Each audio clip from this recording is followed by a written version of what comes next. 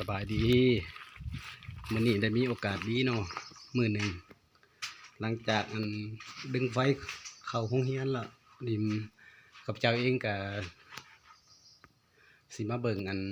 ห้องน้ำเนาะห้องน้ำเขาเจ้าต้องการความช่วยเหลือบอกหนังกับบ่มีเนาะ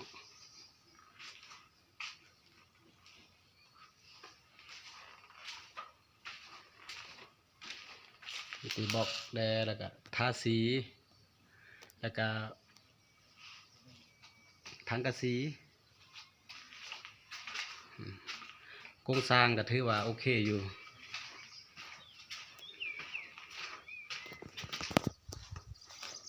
ทั้งหล้างเพิ่นก็ฮักพอได้อยู่ทั้งหล้างเธอก็บ่ได้ใส่ปอกใส่หยังหรอกแต่เอาตามตัวเก่าแต่ให้เขาเจ้ามาอนามัยตัวนี้หลังจากนั้นมาเขาก็สิได้ไปเบิ่งเขาเจ้าโรงเรียนเนาะเด็กน้อยเขาเข้าอยู่กับมือนี่แหละมันมีตัวเก่ากับตัวใหม่พุ่นอาจจะเป็นตัวเก่าพี่อาจจะเป็นตัวใหม่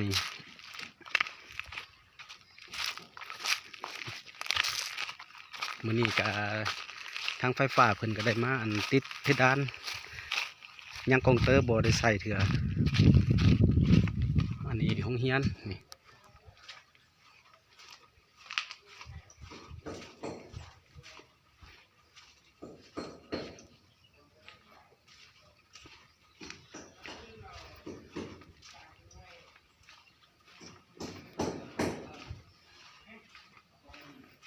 ถูกเพิ่นมาติดกระดาน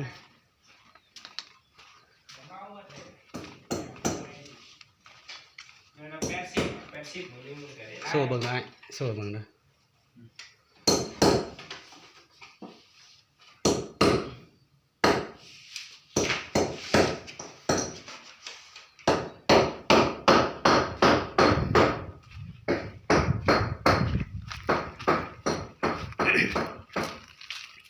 ตัวนี้มันอยากจะเป็นตัวใหม่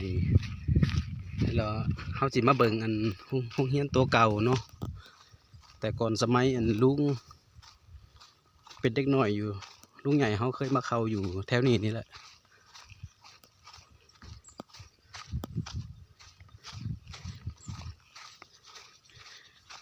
เดี๋ยวนี้ไฟฟ้าได้ห้องน้ำก็ถือว่านิดหน่อยแล้วอาจจะเป็นต้องการได้แท้คือน้ำนี้เดี๋ยวนี้ได้ไฟฟ้าได้ยังแล้วสบายยังขาดคือน้ำนี่แหละปัญหาก็คือน้ำว่ามีน้ำใส่นี้เดี๋ยวนี้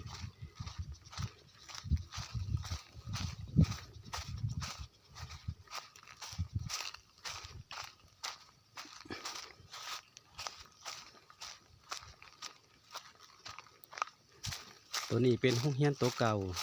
บักสุดโสมเบิด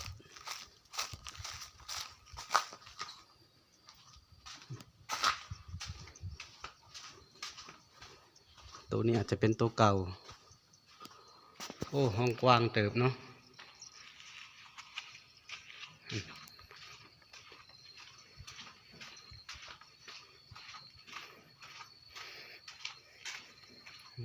แต่ก่อนนักเรียนหลายเนาะเขตนาบวมยังมาเข้าอยู่พี่เหมือนน้องบัวซ้ายสินะแต่ก่อนแต่เดี๋ยวนี้พระเจ้าเลยสร้างแบบว่าแต่ละบ้านให้มีห้องเรียนเดี๋ยวนี้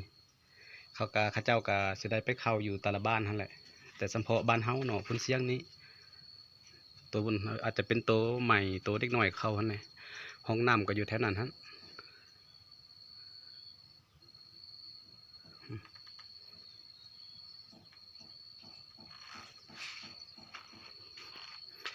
ผู้เพิ่นต้องการก็คือน้ำอะไรเดี๋ยวนี้